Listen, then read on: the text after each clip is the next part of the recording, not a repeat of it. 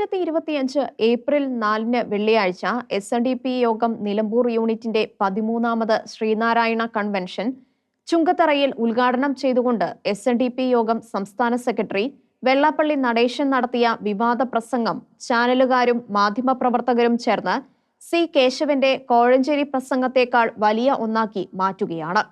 മുസ്ലിം പത്രക്കാർ വിദ്വേഷ പ്രസംഗം എന്ന് ബ്രാൻഡ് ചെയ്യുന്ന വെള്ളാപ്പള്ളിയുടെ പ്രസംഗത്തിൽ ഉയർത്തപ്പെട്ട നിരീക്ഷണങ്ങൾ തെറ്റാണെന്ന നിലപാട് പരസ്യമായി കൈക്കൊണ്ടുകൊണ്ടാണ് മിക്കവാറും ചാനലുകാരും അന്ത്യചർച്ചകളിലൂടെ അദ്ദേഹം പറഞ്ഞ വിഷയങ്ങളെ സജീവങ്ങളാക്കി നിർത്തുന്നത് എന്നതാണ് കൗതുകകരം.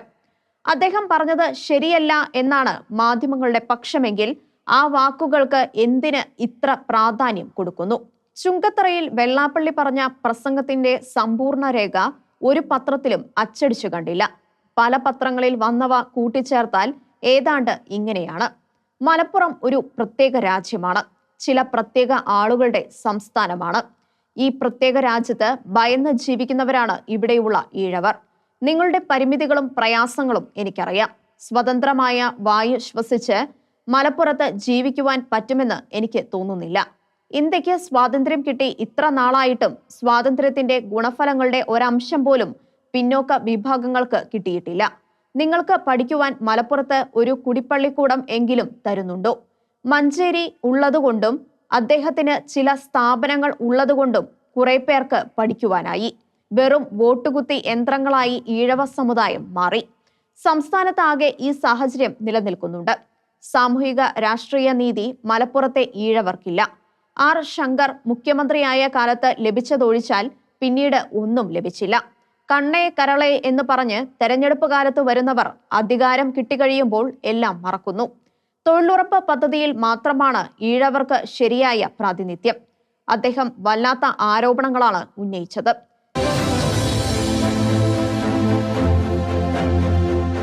മലപ്പുറം ഒരു പ്രത്യേക രാജ്യമാണ് എന്നതാണ് ഏറ്റവും ഗുരുതരമായ ആരോപണം. ചില പ്രത്യേക ആളുകളുടെ സംസ്ഥാനമാണിത്. ഇവിടെ ഈഴവർ ഭയന്നാണ് ജീവിക്കുന്നത്. സ്വതന്ത്രമായ വായു ശ്വസിക്കാൻ പോലും സാധിക്കില്ല. ഈഴവർ വെറും വോട്ടുകുത്തി യന്ത്രങ്ങൾ മാത്രം. അദ്ദേഹം ഉന്നയിച്ചത് പേടിപ്പെടുത്തുന്ന ആരോപണങ്ങളാണ്. സംഭവം വിവാദമായി. നിലമ്പൂരിൽ നിയമസഭാ സീറ്റിലേക്കുള്ള ഉപതെരഞ്ഞെടുപ്പ് വരുന്നു. ഈഴവ സമുദായം അവിടെ എന്ത് സമീപനം എടുക്കും എന്നത് തെരഞ്ഞെടുപ്പ് ഫലത്തെ നിശ്ചയമായും ബാധിക്കും. നിലമ്പൂർ ഒരു UDF മണ്ഡലമാണ്. UDF നേതാവായിരുന്ന PV അൻവറിനെ സ്വതന്ത്ര സ്ഥാനാർത്ഥിയാക്കി മത്സരിപ്പിച്ച് ഇടതുമുന്നണി പിടിച്ചെടുത്ത സീറ്റാണത്. അൻവർ രാജിവെച്ചതുകൊണ്ടാണ് തെരഞ്ഞെടുപ്പ് വരുന്നത്. മണ്ഡലം നിലനിർത്താനാവുമോ എന്ന ജീവൻ മരണ പോരാട്ടത്തിലാണ് ഇടതുമുന്നണി. അൻവറിനെ പോലെ UDF വോട്ടുകൾ സമാഹരിക്കുന്ന ഒരു സ്ഥാനാർത്ഥിയാവും ഇക്കുറിയും അവർ പരീക്ഷിക്കുക. മൂന്നാം ഊഴം നേടുന്നതിനുള്ള എല്ലാ അധികാരവും പാർട്ടി കോൺഗ്രസിൽ നിന്നും സ്വന്തമാക്കി വരുന്ന പിണറായി എല്ലാ തന്ത്രവും പരീക്ഷിക്കും. ജനാധിപത്യ മുന്നണിക്കും ഇത് തിരിച്ചുവരവിനുള്ള പോരാട്ടത്തിന്റെ ടെസ്റ്റ് പേപ്പറാണ്. എല്ലാം മനസ്സിലാക്കിയാണ് വെള്ളാപ്പള്ളി വെടിപൊട്ടിക്കുന്നത്.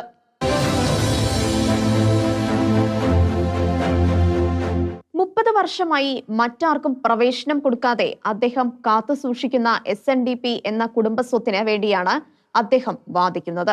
ഗോകുലം ഗോപാലിനെ പോലുള്ള ഈഴവ നേതാക്കൾക്ക് പോലും കടക്കാനാവാത്ത വിധം യോഗത്തിന്റെ വാതിലുകൾ അടച്ചാണ് അദ്ദേഹം ജീവിക്കുന്നത്.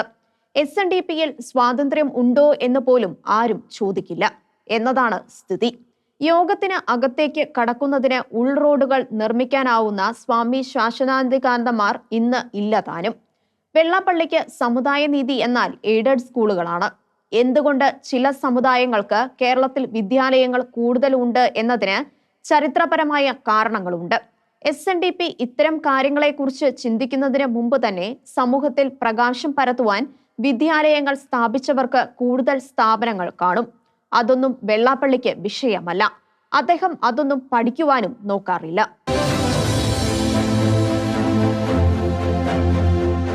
സംഭവം വിവാദമായതോടെ ഏപ്രിൽ 6 കണിച്ചുകുളങ്ങരയിൽ വെള്ളാപ്പള്ളി പത്രസമ്മേളനം വിളിച്ചു.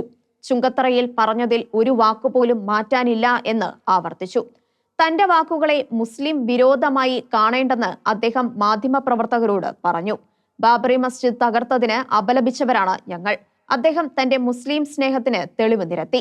മുസ്ലിമുകളെ പിന്താങ്ങിയവർ കോഴിക്കോട് സർവകലാശാലയിലെ സിൻഡിക്കേറ്റ് തെരഞ്ഞെടുപ്പിൽ റഹീമിന് വോട്ട് കൊടുത്തവർ 30 വർഷമായി റഹീം അസോസിയേറ്റ്സ് ആണ് യോഗം ഓഡിറ്റർ അദ്ദേഹം പറഞ്ഞു.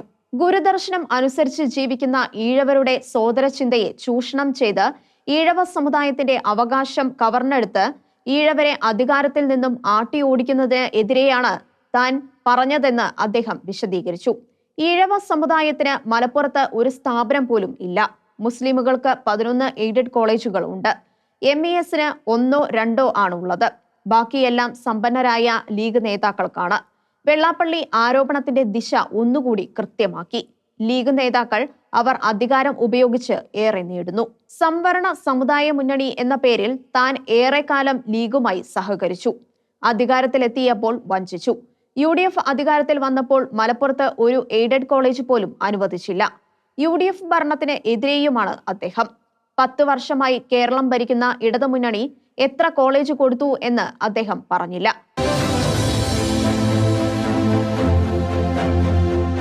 നാഴികയ്ക്ക് 40 വട്ടം മതേതരത്വം പറയുന്ന ലീഗുകാർ യഥാർത്ഥത്തിൽ വർഗീയവാദികളാണ് വെള്ളാപ്പള്ളി ആരോപിച്ചു. മലപ്പുറത്ത് സാമൂഹിക നീതി ഇല്ലെന്ന് പറഞ്ഞത് സത്യമാണ്. ഈഴവ സമുദായം അവിടെ അടിമകളാണ്. 1% പോലും ഇല്ല. മലപ്പുറത്ത് മുസ്ലിമുകൾ 56%, മറ്റുള്ളവർ 44%.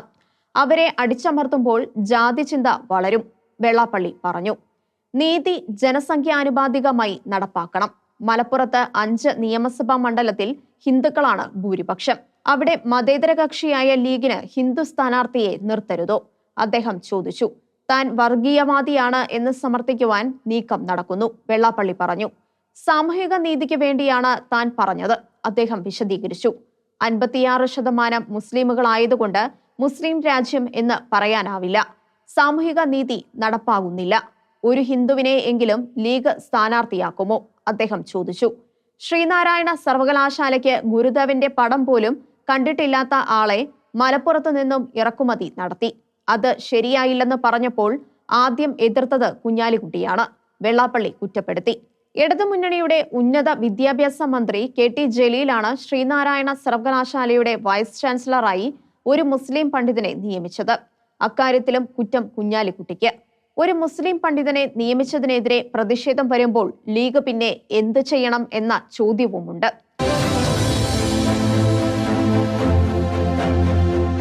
വെള്ളാപ്പള്ളി കരുതി വെച്ചിരുന്ന വലിയ ബോംബും കണിച്ചുകുളങ്ങരയിൽ പൊട്ടിച്ചു. അദ്ദേഹം പറഞ്ഞു, കോൺഗ്രസ് നേതാക്കൾ ലീഗിന്റെ തടവറയിലാണ്. ജനാധിപത്യ മുന്നണിക്ക് ഒപ്പം നിൽക്കുന്ന പലർക്കുമുള്ള സങ്കടമാണിത്. ലീഗ് അധികാരത്തിലുള്ളപ്പോൾ അവരുടെ സമുദായത്തിന് വേണ്ടി അവർക്ക് ഇഷ്ടമുള്ളതെല്ലാം ചെയ്യും. വിദ്യാഭ്യാസ സ്ഥാപനങ്ങൾ അനുവദിക്കുന്നതിൽ അടക്കം എല്ലാ തീരുമാനങ്ങളിലും ഈ സാമുദായിക ചിന്ത പുലർത്തും. എത്രയോ കാലമായി ജനാധിപത്യ മുന്നണി അധികാരത്തിൽ വന്നാൽ വിദ്യാഭ്യാസവും വ്യവസായവും ലീഗിനാണ്. അവരുടെ സമുദായത്തിലെ ചില പ്രമാണിമാരുടെ താല്പര്യങ്ങളാവും സംരക്ഷിക്കപ്പെടുക, ആരും ചോദിക്കില്ല. അത്തരം ഒരു നിയന്ത്രണത്തിന് നോക്കിയപ്പോഴാണ് സാക്ഷാൽ AK ആന്റണിക്ക് 2005 മുഖ്യമന്ത്രി സ്ഥാനം നഷ്ടപ്പെട്ടത്. സോദരരായി കൂടെ നിന്ന കേരള കോൺഗ്രസുകാരെ ജനാധിപത്യ മുന്നണിയിൽ ഉണ്ടായ പ്രതിസന്ധിയുടെ കാലത്ത് ലീഗും കൈവിട്ടതും ചരിത്രം. ഒന്നും കാണാതെയല്ല വെള്ളാപ്പള്ളി വാ തുറന്നത് എന്നതാവണം വാസ്തവം.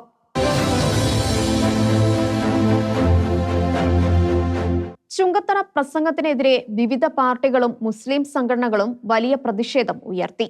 മുസ്ലിം ലീഗ് സംസ്ഥാന സെക്രട്ടറിമാരായ PMA സലാം, KPA മജീദ് എന്നിവരും വെള്ളാപ്പള്ളിയുടെ പ്രതികരണത്തെ രൂക്ഷമായി അപലപിച്ചു. തിരൂരിൽ യൂത്ത് ലീഗ് വെള്ളാപ്പള്ളിയുടെ കോലം കത്തിച്ചു. നവോത്ഥാന സംരക്ഷണ സമിതി അധ്യക്ഷ സ്ഥാനത്തു നിന്നും വെള്ളാപ്പള്ളിയെ മാറ്റണം. ഭരണമുന്നണി അംഗമായ INL ആവശ്യപ്പെട്ടു. സമുദായ സൗഹാർദ്ദം തകർക്കുന്ന പ്രസ്താവന. KPCC രാഷ്ട്രീയകാര്യ സമിതി അംഗം AP അനിൽകുമാർ കുറ്റപ്പെടുത്തി. യൂത്ത് കോൺഗ്രസുകാരും വെള്ളാപ്പള്ളിയുടെ കോലം കത്തിച്ചു. National league general secretary PKS Mujeeb വിദ്വേഷ പ്രസംഗം നടത്തിയതിന് വെള്ളാപ്പള്ളിക്കെതിരെ കേസെടുക്കുവാൻ DGPക്ക് പരാതി കൊടുത്തു. മുസ്ലിം പ്രസ്ഥാനങ്ങളായ PDP, SDPI എന്നിവകളുടെ നേതാക്കളും വെള്ളാപ്പള്ളിക്കെതിരെ പോലീസിൽ പരാതിപ്പെട്ടു. CPIയുടെ യുവജന വിഭാഗം AYFന്റെ നിലമ്പൂർ കമ്മിറ്റി പോലീസിൽ പരാതി കൊടുത്തു. വെള്ളാപ്പള്ളിക്കെതിരെ കേസൊന്നും വേണ്ടെന്ന് പോലീസ് തീരുമാനിച്ചതായാണ് പുറത്തുവരുന്ന വിവരങ്ങൾ. പക്ഷേ പിണറായി അനങ്ങുന്നില്ല. ചരിത്രവിരുദ്ധവും യാഥാർത്ഥ്യങ്ങൾക്ക് നിരക്കാത്തതുമാണ് വെള്ളാപ്പള്ളിയുടെ ആരോപണങ്ങൾ, CPMന്റെ യുവജന സംഘടന പറഞ്ഞു. എഴുത്തച്ഛന്റെയും പൂന്താനത്തിന്റെയും EMSന്റെയും വള്ളത്തോളിന്റെയും ഇടശ്ശേരിയുടെയും നാടാണ് മലപ്പുറം അവർ ചൂണ്ടിക്കാട്ടി. വെള്ളാപ്പള്ളിയുടെ വാക്കുകളെ അവഗണിച്ചു തള്ളുക CPM ദേശീയ സെക്രട്ടറി MA ബേബി പറഞ്ഞു. ചേർത്തലയിൽ നടക്കുന്ന വെള്ളാപ്പള്ളി അനുമോദന യോഗത്തിന് സ്വീകരണത്തിന് മുഖ്യമന്ത്രിയും മന്ത്രിമാരായ P Prasad, VN Vasavan, P Rajeev, Saji Cherian എന്നിവരും പോകരുത്. SNDP സംരക്ഷണ സമിതി അതുവരെ ആവശ്യപ്പെട്ടു.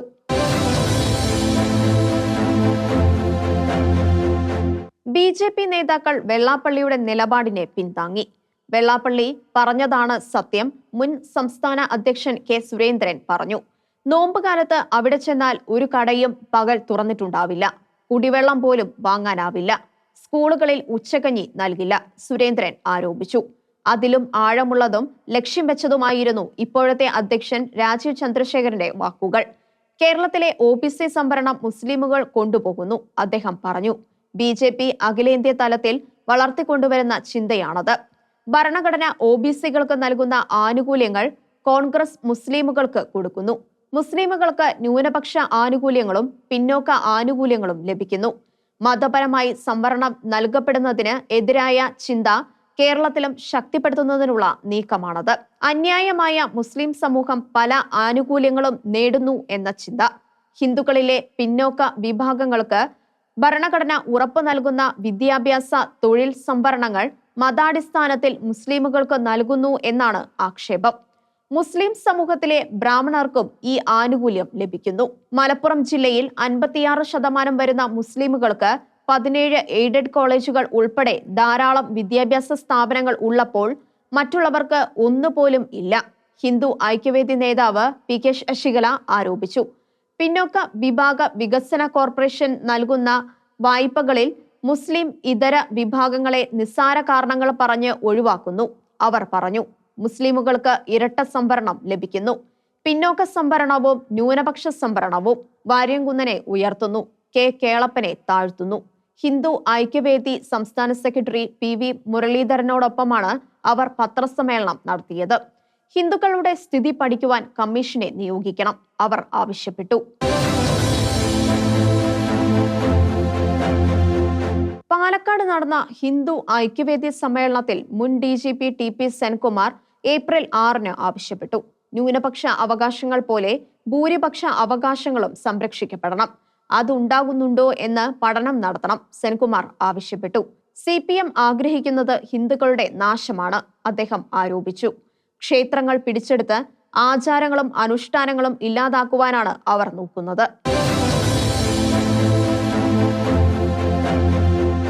അടുത്ത നിയമസഭാ തെരഞ്ഞെടുപ്പിൽ മലപ്പുറവും മുസ്ലിം പ്രീണനവും വിഷയമാക്കപ്പെടുന്നതിനുള്ള സൂചനകളാണ് വെള്ളാപ്പള്ളിയുടെ വിവാദ പ്രസംഗം നൽകുന്നത്. മുസ്ലിം ലീഗ് പ്രബല കക്ഷിയായുള്ള ജനാധിപത്യ മുന്നണിക്ക് കൂടുതൽ തലവേദന ഉണ്ടാക്കുന്ന വിധം കാര്യങ്ങൾ വളർത്തി എടുക്കുന്നതിനുള്ള നീക്കം നടക്കുന്നു എന്ന് വേണം കരുതാൻ. മലപ്പുറത്തിനെതിരെ ആദ്യം പറഞ്ഞത് വെള്ളാപ്പള്ളിയല്ല, സാക്ഷാൽ പിണറായി വിജയനാണ്. 2024 സെപ്റ്റംബർ 21 ശനിയാഴ്ച തലസ്ഥാനത്ത് മുഖ്യമന്ത്രി നടത്തിയ പത്രസമ്മേളനത്തിൽ മലപ്പുറത്തിന്റെ ഞെട്ടിക്കുന്ന ഒരു മുഖം മുഖ്യമന്ത്രി തുറന്നുകാട്ടി. അവിടെ നടക്കുന്ന സ്വർണ്ണ കള്ളക്കടത്തിന്റെയും ഹവാല പണം ഇടപാടിന്റെയും ഞെട്ടിപ്പിക്കുന്ന കണക്കുകളാണ് മുഖ്യമന്ത്രി ഔദ്യോഗികമായി തന്നെ പുറത്തുവിട്ടത്. 4 വർഷത്തിനിടെ കേരള പോലീസ് പിടിച്ചത് 122.5 കോടി രൂപയുടെ ഹവാല പണവും 147.79 കിലോ സ്വർണവുമാണ് മുഖ്യമന്ത്രി വെളിപ്പെടുത്തി.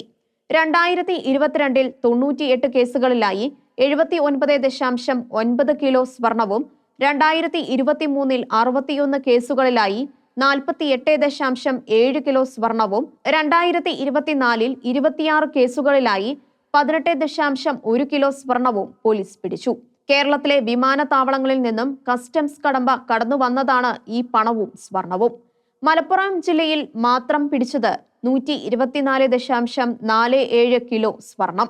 2020 മുതൽ സംസ്ഥാനത്ത് 122.5 കോടി രൂപയുടെ ഹവാല പണം പിടിച്ചു. അതിൽ 87.22 കോടിയുടെ പണം മലപ്പുറത്തു നിന്നുമാണ് പിടിച്ചത്, മുഖ്യമന്ത്രി വെളിപ്പെടുത്തി. സ്വർണവും ഹവാല പണവും കടത്തുന്നവരെ നേരിടുക നാടിനോടുള്ള കടമയാണ്. അതിൽ നിന്നും പോലീസ് പിന്മാറില്ല. സ്വർണം പിടിക്കേണ്ട, ഇഷ്ടം പോലെ പോകട്ടെ എന്ന് വെക്കാനാവില്ല.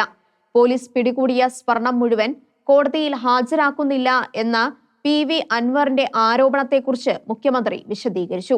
1200 ഗ്രാം സ്വർണം പിടിച്ചിട്ട് 950 ഗ്രാം കോടതിയിൽ ഹാജരാക്കിയെന്ന് ഒരു കള്ളക്കടത്ത് കേസിലെ പ്രതി തന്നെ നടത്തിയ ആരോപണത്തെക്കുറിച്ച് മുഖ്യമന്ത്രി നൽകിയ വിശദീകരണം ഇതായിരുന്നു. 1000 ഗ്രാമിനും 1500 ഗ്രാമിനും ഇടയിൽ സ്വർണം കടത്തിയതുമായി ബന്ധപ്പെട്ട് 2023-ൽ 17-ഉം 2022-ൽ 27-ഉം 2024-ൽ 6-ഉം കേസുകളാണ് പിടിച്ചത്. അദ്ദേഹം പറഞ്ഞു, ചിലർ സ്വർണം കടത്തുന്നത് വസ്ത്രത്തിലും അടിവസ്ത്രത്തിലുമാണ്. വസ്ത്രമടക്കമുള്ള തൂക്കമാണ് പിടികൂടുമ്പോൾ രേഖപ്പെടുത്തുന്നത്. ഇതാണ് വ്യത്യാസം വരാൻ കാരണം. നിശ്ചിത നടപടിക്രമങ്ങൾ പാലിച്ചാണ് സ്വർണം വേർതിരിക്കുന്നത്, മുഖ്യമന്ത്രി പറഞ്ഞു. വേർതിരിക്കുമ്പോൾ വന്ന വ്യത്യാസവും കൃത്യമായി രേഖപ്പെടുത്തും. ചുരുക്കത്തിൽ കള്ളക്കടത്ത് സ്വർണം പിടികൂടുന്ന പോലീസ് ഒരു തട്ടിപ്പും നടത്തുന്നില്ല എന്ന് മുഖ്യമന്ത്രി പറഞ്ഞു. സെപ്റ്റംബർ 21-ന് ശനിയാഴ്ച ഒരുങ്ങി തയ്യാറായി വന്ന പത്രസമ്മേളനത്തിൽ മാധ്യമപ്രവർത്തകരെ വെല്ലുവിളിക്കുകയായിരുന്നു മുഖ്യമന്ത്രി. എനിക്ക് തിരക്കില്ല, എല്ലാ ചോദ്യത്തിനും ഉത്തരം പറഞ്ഞിട്ടാവും മടങ്ങുക. ചോദ്യകർത്താക്കൾ ബഹളം കൂട്ടിയപ്പോൾ അദ്ദേഹം സമാധാനിപ്പിച്ചു. അതായത് മുഖ്യമന്ത്രി ഏത് ചോദ്യത്തിനും ഉത്തരം പറയാൻ തയ്യാറായിരുന്നു എന്ന്. അൻവർ ദിവസവും മാധ്യമങ്ങളെ കണ്ടാൽ ദിവസവും താനും മറുപടി പറയുമെന്നുവരെ വെല്ലുവിളിക്കുവാനും മുഖ്യമന്ത്രി മറന്നില്ല. ഇതേ കാര്യങ്ങൾ തന്നെ സെപ്റ്റംബർ 29-ന് ഡൽഹിയിൽ ഹിന്ദു പത്രത്തിന് നൽകിയ പ്രത്യേക അഭിമുഖത്തിലും മുഖ്യമന്ത്രി ആവർത്തിച്ചു. അതോടെ വലിയ വിവാദമായി. മുഖ്യമന്ത്രി മലപ്പുറത്തിനെതിരെ പറയുന്നു എന്നായി ആരോപണം. മുഖ്യമന്ത്രി തിരിച്ചടിച്ചു. സ്വർണ്ണക്കടത്തുകാരെ കുറിച്ച് പറയുമ്പോൾ ചിലർക്ക് പൊള്ളുന്നത് എന്തിനാണ്? CPM കോഴിക്കോട് ജില്ലാ കമ്മിറ്റി ഓഫീസ് വളപ്പിൽ AKG ഓഡിറ്റോറിയം ഉദ്ഘാടനം ചെയ്തുകൊണ്ട് ഒക്ടോബർ 1-ന് നടത്തിയ പ്രസംഗത്തിൽ അദ്ദേഹം ചോദിച്ചു, സ്വർണം ഹവാല കടത്തിലൊന്നും പോലീസ് നടപടി വേണ്ടെന്ന് ഇതുമായി ബന്ധപ്പെട്ട് പ്രവർത്തിക്കുന്നവർ കരുതുന്നുണ്ടോ? സ്വർണ്ണക്കടത്തും ഹവാല പണവും രാജ്യദ്രോഹ നടപടിയാണ്. അതിനെതിരെ പോലീസ് കണ്ണടയ്ക്കണം എന്ന് ആർക്കെങ്കിലും പറയാനാവുമോ? കള്ളക്കടത്തുകാർക്കും ഹവാലക്കാർക്കും എതിരെ പോലീസ് നടത്തിയ വേട്ടകളിലെ കണ്ടെത്തലിനെ കുറിച്ച് മുഖ്യമന്ത്രി നടത്തിയ വെളിപ്പെടുത്തലുകളെ മലപ്പുറം ജില്ലയ്ക്കെതിരെയും മുസ്ലിം സമൂഹത്തിനെതിരെയുമുള്ള അധിക്ഷേപമായി ചിത്രീകരിച്ച് വോട്ട് പിടിക്കുവാൻ നോക്കുന്നവർ ഉത്തരം പറയേണ്ട ചോദ്യങ്ങൾ തന്നെയാണത്.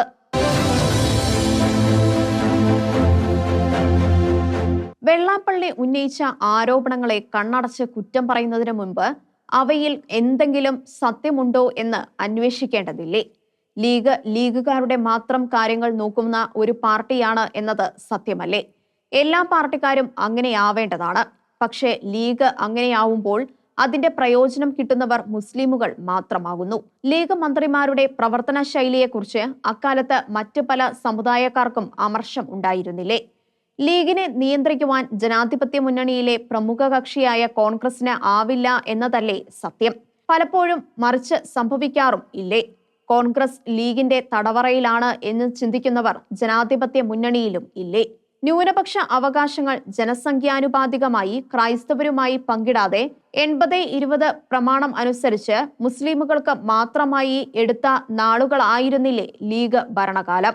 അവസാനം ഹൈക്കോടതി വിധിയിലൂടെയല്ലേ ക്രൈസ്തവർക്ക് ആ നീതി ലഭിച്ചത്? എന്നിട്ടും അതിനെതിരെ സുപ്രീം കോടതിയിൽ അപ്പീൽ പോകുവാൻ സർക്കാരിൽ സമ്മർദ്ദം ചെലുത്തിയത് ലീഗല്ലേ? ലീഗ് ഭരണത്തിൽ വന്നാൽ ഇപ്പോൾ സുപ്രീം കോടതിയിൽ ഉറങ്ങുന്ന ആ കേസ് കുത്തിപ്പൊക്കി അനുകൂലമാക്കില്ലെന്ന് ആര് കണ്ടു? പിന്നോക്ക വിഭാഗ വികസന കോർപ്പറേഷൻ നൽകുന്ന വായ്പകളിൽ മുസ്ലിം ഇതര വിഭാഗങ്ങളെ നിസ്സാര കാരണങ്ങൾ പറഞ്ഞ് ഒഴിവാക്കുന്നതിനായി ശശികല നടത്തിയ ആക്ഷേപം ന്യൂനപക്ഷ വികസന കോർപ്പറേഷനെ കുറിച്ചും ഇന്നില്ലേ? മറ്റു പലരും പറയാൻ മടിക്കുന്നവ തുറന്നു പറയുകയാണ് വെള്ളാപ്പള്ളി. സമുദായ നേതാക്കൾക്ക് കൈവരുന്ന ഈ ധൈര്യം രാഷ്ട്രീയ നേതാക്കൾക്ക് ആത്മപരിശോധനയ്ക്കും തിരുത്തലിനും കാരണമാകണം. 3-ാം വട്ടവും കേരളത്തിൽ പിണറായി ഭരണം വരും എന്ന് പലവട്ടം പ്രവചിച്ച വെള്ളാപ്പള്ളിയുടെ വാക്കുകൾ BJP-യേക്കാൾ ഗുണം ചെയ്യുന്നത് CPM-നാവും. CPM-ന്റെ കാലത്ത് സംഭവിച്ച തെറ്റുകൾക്ക് പോലും വെള്ളാപ്പള്ളി ലീഗിനെ ആണല്ലോ കുറ്റപ്പെടുത്തുന്നത്. ലോകസഭാംഗമായിരുന്ന കുഞ്ഞാലിക്കുട്ടി 2021-ൽ പാർലമെന്റ് അംഗത്വം രാജിവെച്ച് നിയമസഭയിലേക്ക് മത്സരിക്കാൻ എത്തിയത് ജനാധിപത്യ മുന്നണിയുടെ ജയസാധ്യതയെ സാരമായി ബാധിച്ചു എന്ന ചരിത്ര സത്യത്തിന് മുന്നിലാണ് വെള്ളാപ്പള്ളിയുടെ വാക്കുകൾക്ക് വിലയുള്ളതാവുന്നത്.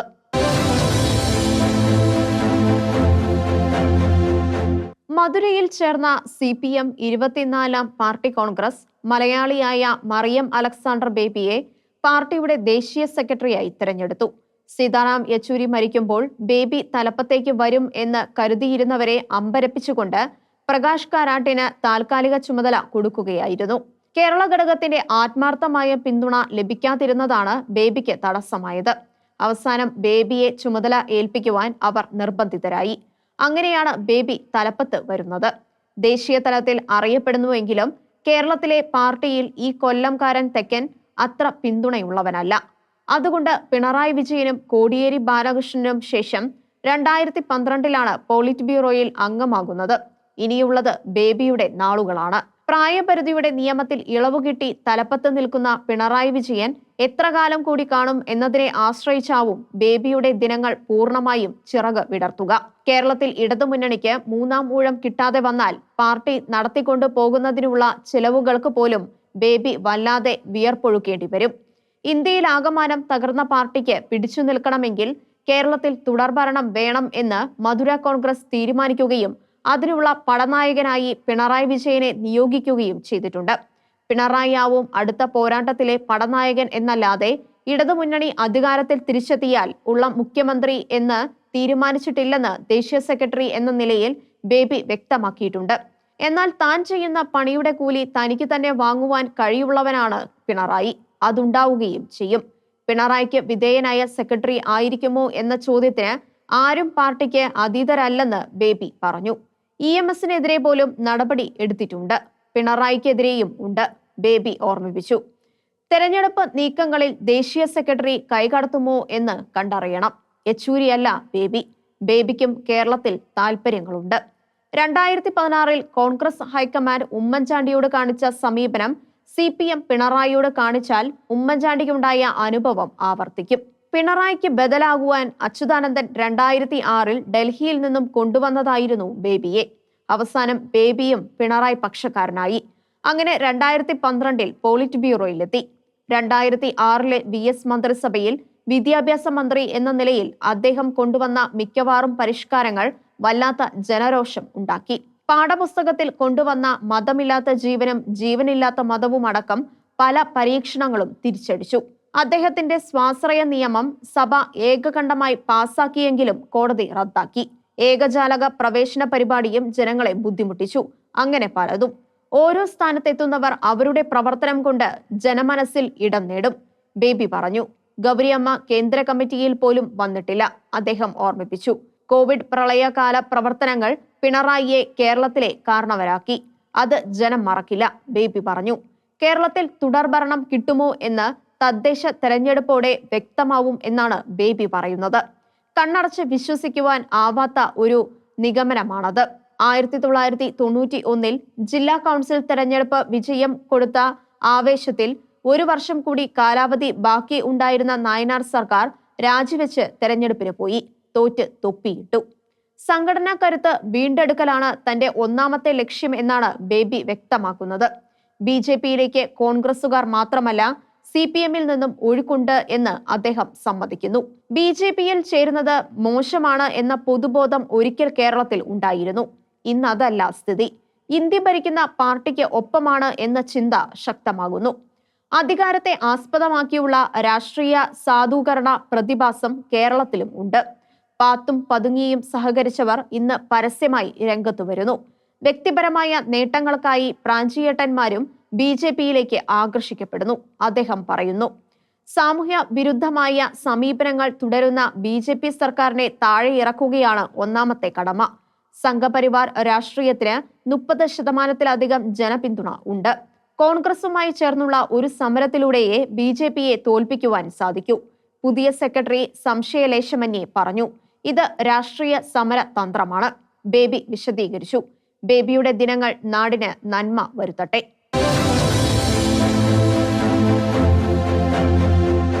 ആശാ സമരത്തിൽ പാർട്ടി തീരുമാനത്തിനെതിരെ പരസ്യ നിലപാടെടുത്ത INTUC നേതാവ് ചന്ദ്രശേഖരന്മാർ വാഴുന്നിടത്തോളം കാലം എത്ര AICC സമ്മേളനം കൂടിയാലും എന്ത് തീരുമാനം എടുത്താലും കോൺഗ്രസ് രക്ഷപ്പെടില്ല. ഉമ്മൻചാണ്ടി സർക്കാരിന്റെ കാലത്ത് അദ്ദേഹം നടത്തിയ തോട്ടണ്ടി കച്ചവടത്തിൽ നടപടി വരാതിരിക്കുവാനാണ് അദ്ദേഹം പാർട്ടി നിലപാടിനെതിരെ ഇടത് സർക്കാരിന് ഒപ്പം നിൽക്കുന്നത്. ഉമ്മൻചാണ്ടി സർക്കാരിന്റെ കാലത്ത് അദ്ദേഹം സർക്കാരിനെതിരെ സമരം ചെയ്യുമ്പോഴും അദ്ദേഹത്തിനെതിരെ പാർട്ടി ഒരു നടപടിയും എടുത്തില്ല, ഇന്നും ഇല്ല. ഇത്തരം ട്രോജൻ കുതിരകളെ വെച്ച് എങ്ങനെയാണ് കോൺഗ്രസ് പോരാടുക? ഇത് കേരളത്തിലെ മാത്രം സ്ഥിതിയല്ല. ഗുജറാത്തിലെ പല നേതാക്കന്മാർക്കും കൂറ് BJPയോട് ആണെന്ന് പറഞ്ഞത് സാക്ഷാൽ രാഹുൽ ഗാന്ധിയാണ്. അവരെ എല്ലാം അണിനിരത്തിയാണ് സബർമതിയിൽ AICC ചേർന്നത്. മുന്നോക്കക്കാർ ഒരിക്കലും പൂർണ്ണമായി പാർട്ടിക്ക് ഒപ്പം ഉണ്ടായിരുന്നില്ല. അതുകൊണ്ട് എക്കാലവും പാർട്ടിക്ക് ഒപ്പം ഉണ്ടായിരുന്ന പിന്നോക്ക ദളിത് ന്യൂനപക്ഷ വോട്ടുകൾ തിരികെ പിടിക്കണം, രാഹുൽ ഗാന്ധി പറഞ്ഞു. നല്ല ആഗ്രഹം. അതിനായി നീതിയുടെ വഴി, സമർപ്പണം, പ്രതിജ്ഞ, പോരാട്ടം എന്നീ കർമ്മ പദ്ധതിയും അഹമ്മദാബാദിലെ സബർമതി തീരത്തെ AICC ദ്വിദിന സമ്മേളനം തയ്യാറാക്കി. സർദാർ പട്ടേലിന്റെ 150-ാം ജന്മവാർഷികം, ഗാന്ധി കോൺഗ്രസ് അധ്യക്ഷനായതിന്റെ 100-ാം വാർഷികം എന്നിവയുടെ സ്മരണയ്ക്കായാണ് അവിടെ യോഗം ചേർന്നത്. പട്ടേൽ സ്മാരകത്തിൽ ചേർന്ന വിപുലീകൃത വർക്കിംഗ് കമ്മിറ്റി 150 അംഗങ്ങളിൽ 35 പേർ വന്നില്ല. അതാണ് കോൺഗ്രസ്.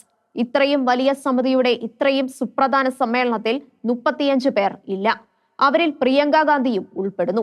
വഖഫ് വിഷയത്തിൽ കേരളത്തിലെ ക്രൈസ്തവർ ഉടക്കി നിൽക്കുന്ന സാഹചര്യത്തിൽ ക്രൈസ്തവനായ ഒരു പ്രസിഡന്റിനെ നിയോഗിക്കുവാൻ ആലോചിക്കുന്നതായി വാർത്ത പുറത്തുവിട്ടിട്ടുണ്ട്. ഇപ്പോഴത്തെ സംവിധാനത്തിൽ ഉണ്ടായിരുന്ന ക്രൈസ്തവനായ വർക്കിംഗ് പ്രസിഡന്റിനെ പോലും ഇപ്പോൾ ഇല്ല. PT തോമസിന് ശേഷം ആരും വന്നില്ല. അതാണ് കോൺഗ്രസ്.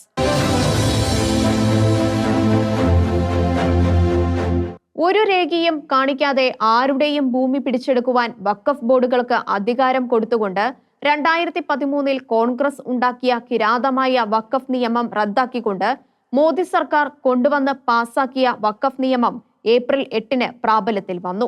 ചട്ടങ്ങൾ പ്രസിദ്ധീകരിക്കുവാൻ കാലവിളംബം ഉണ്ടാവും. കോൺഗ്രസിന്റെ പ്രീണന നയമാണ് വഖഫ് ഭേദഗതി അനിവാര്യമാക്കിയത്. പുതിയ നിയമത്തെക്കുറിച്ച് പ്രധാനമന്ത്രി മോദി പറഞ്ഞു. 2013 ഭേദഗതികൾ മതമൗലികവാദികളെയും ഭൂമാഫിയയെയും സഹായിക്കുന്നതായിരുന്നു. പുതിയ ഭേദഗതികൾ സാധാരണക്കാരായ മുസ്ലിമുകളെ സഹായിക്കുന്നതിന് ഉള്ളതാണ്. വഖഫ് ട്രിബ്യൂണൽ എടുക്കുന്ന തീരുമാനത്തിൽ സിവിൽ കോടതിക്ക് അധികാരമില്ലാത്ത സ്ഥിതി മാറി. പാർലമെന്റ് 16 മണിക്കൂർ ചർച്ച ചെയ്താണ് ബിൽ പാസാക്കിയത്. 1 കോടി ജനം ബില്ലിനെക്കുറിച്ച് സംയുക്ത പാർലമെന്ററി പാർട്ടി സമിതിയിൽ JPCയിൽ പരാതി കൊടുത്തു. മോദി ചൂണ്ടിക്കാണിച്ചു. ഇത്രയേറെ ജനം പങ്കെടുത്ത നിയമനിർമ്മാണം അപൂർവമാണ്, അദ്ദേഹം പറഞ്ഞു. നിയമം ഭരണഘടനാ വിരുദ്ധമാണെന്ന പരാതിയുമായി കോൺഗ്രസും മുസ്ലിം സംഘടനകളും സുപ്രീം കോടതിയിൽ എത്തിയിട്ടുണ്ട്.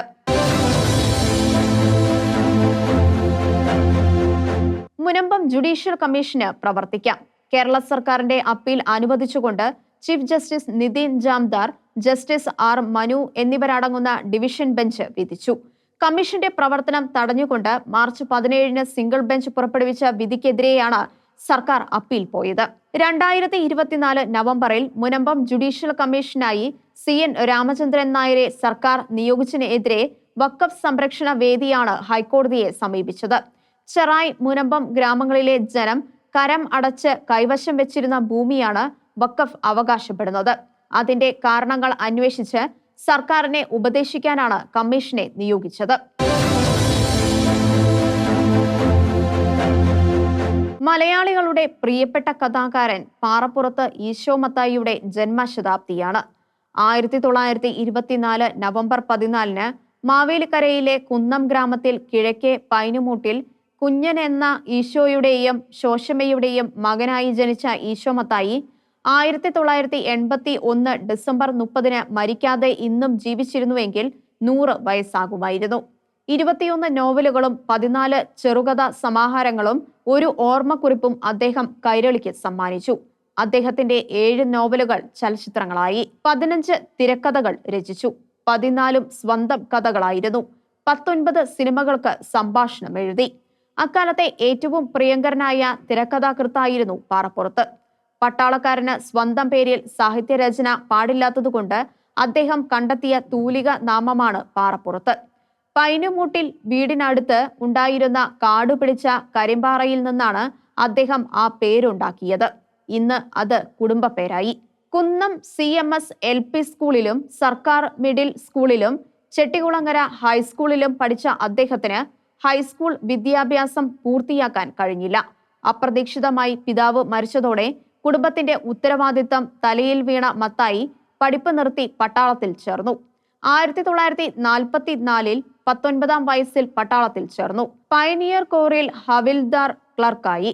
21 വർഷത്തെ പട്ടാള ജീവിതത്തിന് ശേഷം 1965 നാട്ടിൽ തിരിച്ചെത്തി.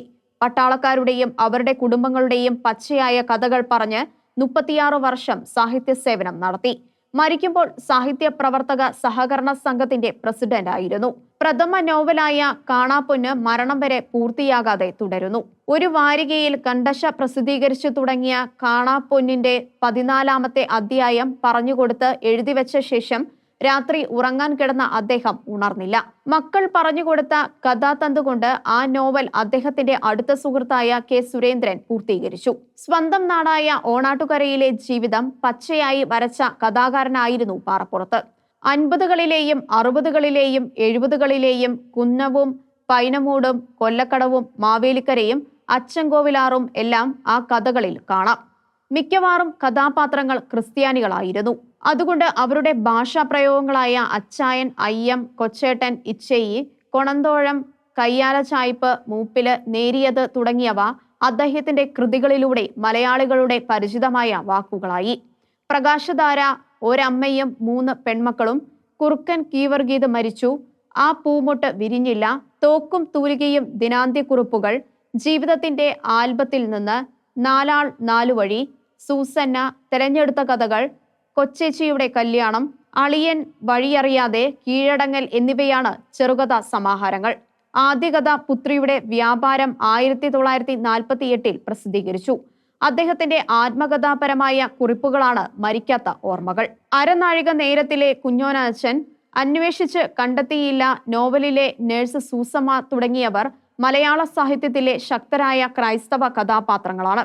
ക്രിസ്ത്യാനിക്ക് പണ്ടേ വെട്ടും കിളയും അല്ലാതെ സാഹിത്യവും നോവലും ഒന്നും അത്ര പദ്യമല്ലാത്തത് കൊണ്ടാവണം പാറപ്പുറത്തിന് സമുചിതമായ സ്മാരകങ്ങൾ ഒന്നും ഇന്നും ഇല്ല. സാഹിത്യത്തിലെ ക്ലിക്കുകളിൽ ഒന്നും ഇല്ലാതിരുന്നതുകൊണ്ട് കുഞ്ഞോനാച്ചന്റെയും സൂസന്മയുടെയും കഥാകാരന് സാഹിത്യ തമ്പ്രാക്കളുടെ അവാർഡുകളും കിട്ടിയില്ല. ക്രൈസ്തവ ജീവിതത്തിന്റെ കഥ പറഞ്ഞ് ഈശോ മത്തായിയുടെ ഓർമ്മകളെ അനശ്വരമാക്കുവാൻ ക്രൈസ്തവർക്ക് കടമയുണ്ട്.